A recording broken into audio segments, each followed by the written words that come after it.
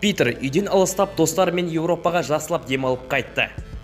Питер Тони сенім артқан жас кек алушы. Сондықтан қаһарман болған соң кез келген уақытта қиындықтар пайда болып тұрады.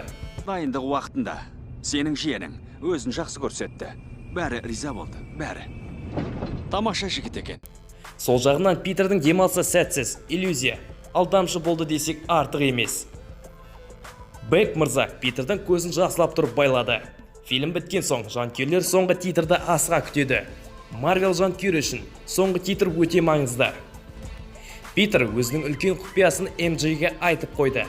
Жақсы, MJ білсе, онда тұрған ештеңе жоқ.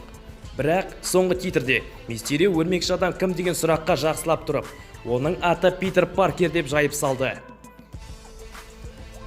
Питер үйіне оралып, MJ-мен қала ішінде серуендеген соң, Питер жаңалықтар болып жатқан үлкен экранға зер салады.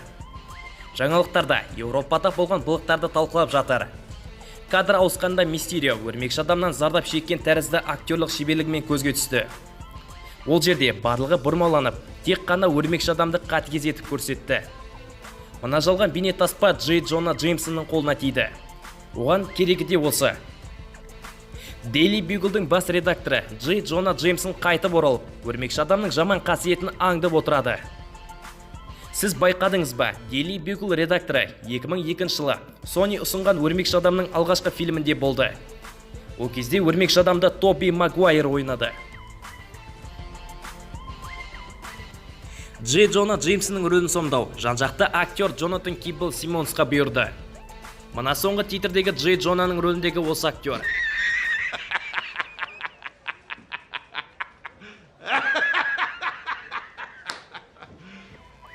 Бүкіл әлем Питер Паркердің өміріндегі үлкен құпиясын білді.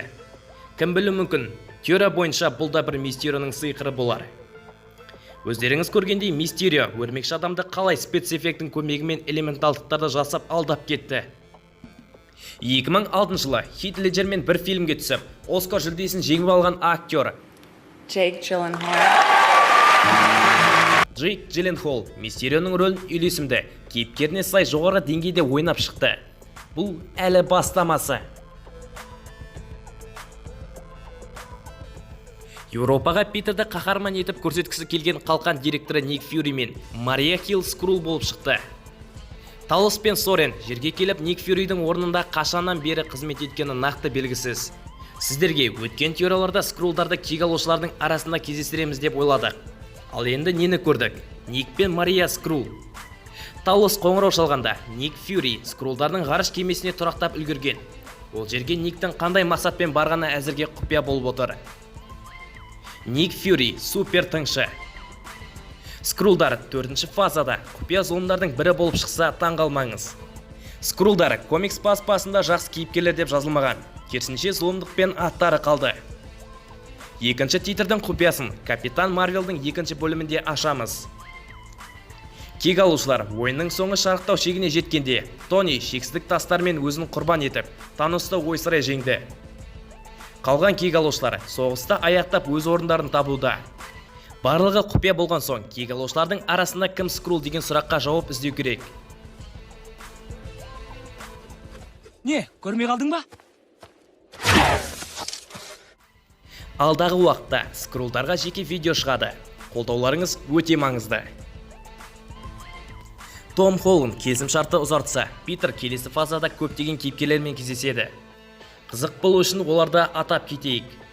Фантастикалық төрттік: Логан, Норман Осборн, Хэри Осборн, Джей Джона, Брайан Брэддок, Лайла Бартон, Шанг-Ши, Талос және X адамдары. 2017 жылы келісімшарт бойынша өрмекші адам фильміне режиссер болып тағайындалған Джон Уотс болашақта өрмекші адамның 3-ші картинасында басты антагонист ретінде Крейвен аңшыны көргісі келеді.